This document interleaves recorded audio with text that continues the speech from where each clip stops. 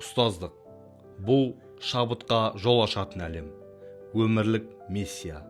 Әр ұстаз өз оқушысына үлгі бола отырып, оған бағдар беретін шамшырақ болуы тиіс. Біз болашақ ұрпақтың саналы да сапалы білім алуына жауаптымыз.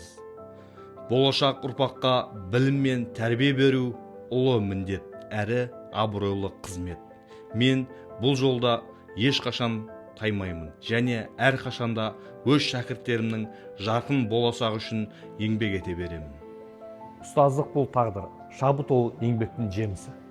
Сәлеметсіздер ме? Мен Көбелстар Нұрхан Әбдіразақұлы, Жетісай жоғарғы медициналық колледжі информатика пән мұғалімі. Менің ұстаздық әлемім бұл жай ғана колледж немесе сабақ емес. Бұл күнделікті жаңару мен ізденістің мекені. Неліктен бұл менің шабыт әлемім?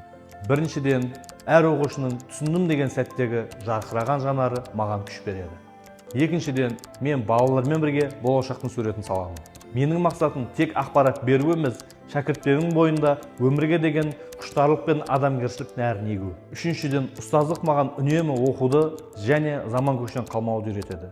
Дәлел ретінде, жаңа заман ұстаздары жоқ жерден экран шығара алады және ол экраннан барлық мәліметтерді бере алады. Сонымен қатар сағаттың да ішінен шыға аламыз.